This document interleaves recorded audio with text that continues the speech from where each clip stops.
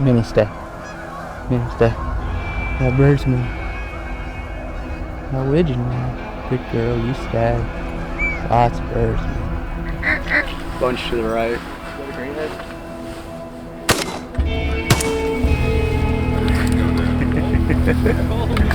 Eat the steel. Dude, those honkers eat the browning 3 shots.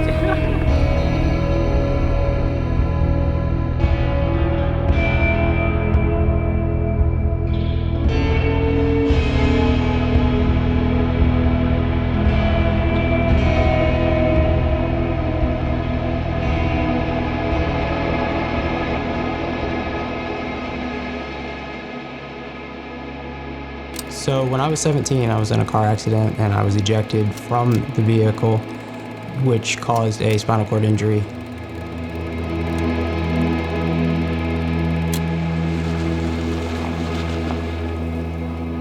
I was diagnosed as a C5 quadriplegic, and which basically means I have no function in the lower half of my body and limited function in my hands. A lot of birds. Right after the accident, I was actually in the hospital for like 6 months.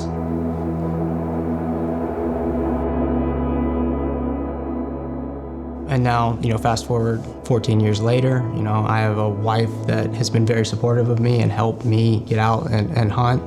And I have a son that goes with me, and, but I just go out and do what I do and enjoy life.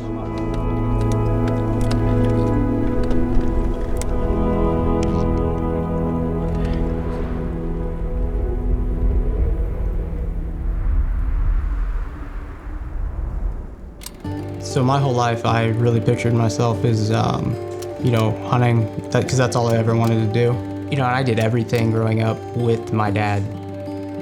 Everything from big game to waterfowl to upland.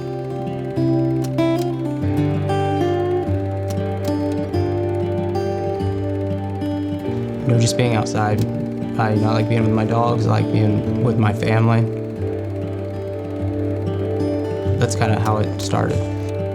Being an avid hunter was something that I definitely saw myself, for the rest of my life doing.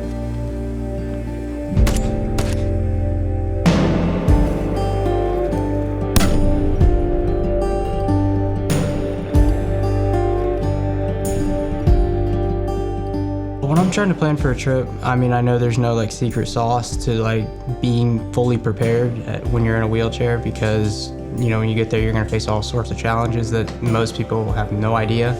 I know the area, I try to figure out the area and plan what I'm gonna bring, but beyond that, it's just when you get there, you figure it out from there, because that's basically what being in a wheelchair is like. You just gotta figure it out.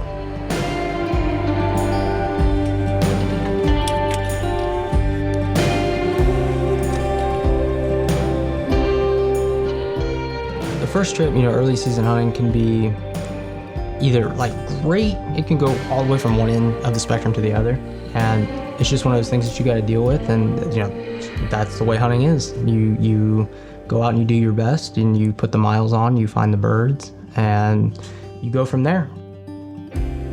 When I first got injured, it was very frustrating to me, because it was this is easy, I should just be able to do this, but I was always dead set on hunting again. And I had to kind of teach myself again how to hunt. It wasn't just walk out and get to shoot something. It wasn't that anymore. There was a lot of preparation that went into it.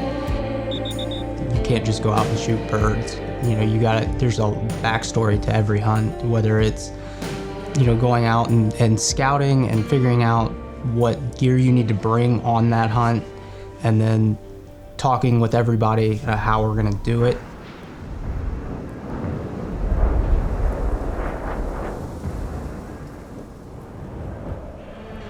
Over time you learn killing a bird is not the only goal here. Just getting birds in and decoying them and learning how to do that, learning how to call again, learning how to do those kind of things is very special to me.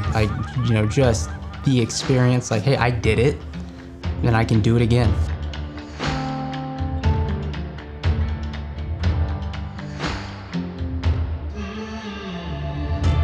And whether you kill a limit or not, it's just enjoyable to be out, and you just got to keep on going and doing the best you can to to find birds and, enjoy where you are. So having people who are knowledgeable about the area really helps.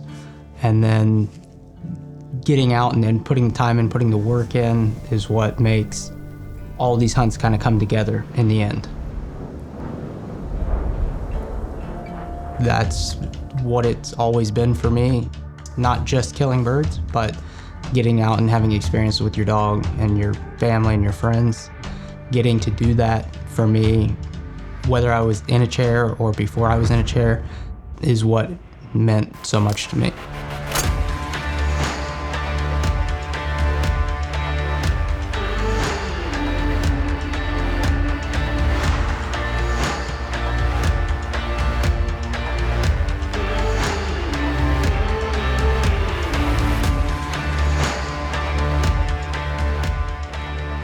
I wouldn't even call hunting a sport. I think it's more of a way of life. And, for me, it's just a chance to get out and do what I do and do what I love. And I'll just do that until the day I die.